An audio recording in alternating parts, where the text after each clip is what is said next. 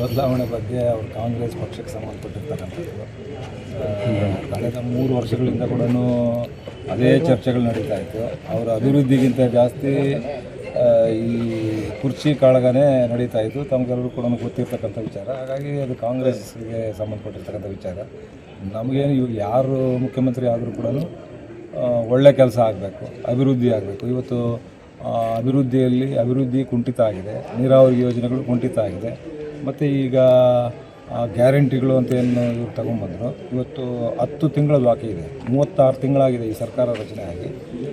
26 ತಿಂಗಳು ಇವರು ಕೊಟ್ಟಿರ್ತಕ್ಕಂಥದ್ದು. 10 ತಿಂಗಳ ಹಣ ಇವತ್ತು ಒಬ್ಬೊಬ್ಬ ಮಹಿಳೆಗೆ 20,000 ರೂಪಾಯಿ ಬಾಕಿ ಇಟ್ಕೊಂಡಿದ್ದಾರೆ. ಅಂದರೆ 1,26,00,000 ಮಹಿಳೆಯರಿಗೆ ಬಾಕಿ ಇದೆ, 25,000 ಕೋಟಿ ಬಾಕಿ ಇಟ್ಕೊಂಡಿದ್ದಾರೆ.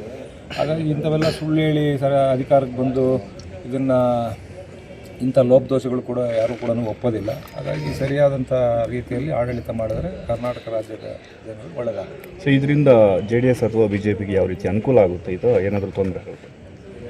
ಸುಳ್ಳುಗಳು ಹೇಳಿ ಬಂದು ಅದನ್ನು ಸರಿಯಾಗಿ ನಡೆಸ್ಕೊಳ್ಳಲಿಲ್ಲ ಅಂತ ಹೇಳಿದ್ರೆ ಸಹಜವಾಗಿ ಲಾಭ ಆಗುತ್ತೆ. ಅವ್ರು ಹೇಳಿರ್ತಕ್ಕಂಥ ಎಲ್ಲ ವಿಚಾರಗಳಲ್ಲಿ ಕೂಡ ಕರೆಕ್ಟಾಗಿದ್ದರೆ ಅನುಕೂಲ ಆಗುತ್ತೆ. ಸುಳ್ಳುಗಳೇ ಇವಾಗ ನಾನು ಹೇಳ್ತಾ ಇದ್ದೀನಲ್ಲ, ಅವ್ರು ಹೇಳಿ ಇವತ್ತು ಯಾರಾದರೂ ಬಂದು ನಾವು ಎಲ್ಲ ಕೊಟ್ಬಿಟ್ಟಿದ್ದೀವಿ ಅಂತ.